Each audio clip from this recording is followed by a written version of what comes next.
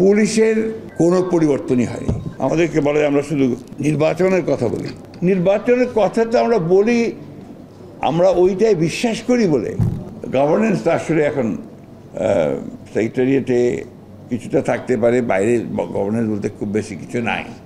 চলছে, আপনার সবাই মিলে কোঅপারেট করছে বলে চলছে।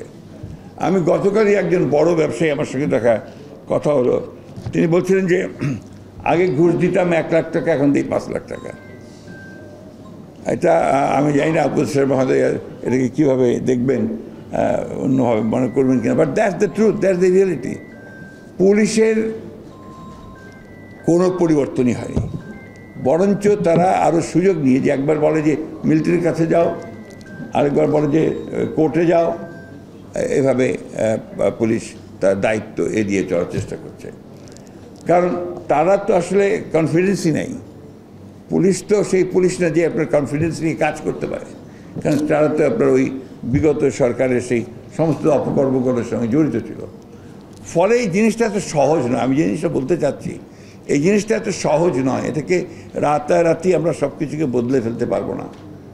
আবার তাই বলে যে আপনার দীর্ঘকালের জন্য গণতান্ত্রিক চর্চাটাকে বাদ দিয়ে এটাকে ঠিক করার জন্য কাজ করতে থাকবো, এটাও আমি ঠিক বুঝতে পারি না। আমি যেমন এখনই কবির সাহেবকে বলছিলাম পাশে, যে কোনো কিছু চাপিয়ে দিয়ে কি কোনো কিছু করা যায়? একটা প্রক্রিয়া দরকার হয়, প্রসেস দরকার হয়। গণতন্ত্রকে তার প্রক্রিয়ার মধ্যে দিয়ে চলতে দিতে হবে। ভালো মন্দ প্রথম দিকে থাকবে, আবার ঠিক হবে, আবার যাবে, আপনার উত্থান পতন করবে, কিন্তু কেউ একদম বাদ দিয়ে আবার এটাকে ঠিক করতে হবে, ওটা ঠিক করতে হবে, করতে গেলে দেখবেন যে আমরা যেটা লক্ষ্য করছি সেটা ঠিকমতো কাজ করছে না। তাই আমরা রাজনৈতিক দল হিসেবে আমরা উপলব্ধি করেছি অনেক আগেই। আমরা আপনার 2016 সালে এখানে প্রথম আবুল্লাহ আছেন, আমরা আমাদের দলের পক্ষ থেকে ভিশন 2030 বলে একটা আমরা আপনার কী করতে চাই, আমরা কীভাবে পরিবর্তনটা করা যাবে, সমাজ, অর্থনীতি, রাজনীতি কীভাবে পরিবর্তন আনা যাবে, সেই একটা ভাবনা আমাদের বেগম খালেদা জিয়া দিয়েছিলেন। অ্যাজ এ পলিটিক্যাল পার্টি আমরা খুব ভালো করে উপলব্ধি করি যে বর্তমান যে রাষ্ট্র কাঠামো আছে এর গুণগত পরিবর্তন দরকার। অর্থনৈতিক যে কাঠামো আছে তারও গুণগত পরিবর্তন দরকার, কিন্তু এটা একদিনে রাতারাতি কোনো পক্ষে সম্ভব নয়। আপনার এটার একটা প্রক্রিয়া দরকার, এবং সেই প্রক্রিয়াটা হচ্ছে গণতান্ত্রিক প্রক্রিয়া। আপনাকে গণতন্ত্রকে চলতে দিতে হবে তার নিজস্ব গতিতে। এটাকে আমি এইভাবে ঠিক করব, এটাকে এইভাবে ঠিক করব, এটাতে গণতন্ত্র ঠিক হয় না।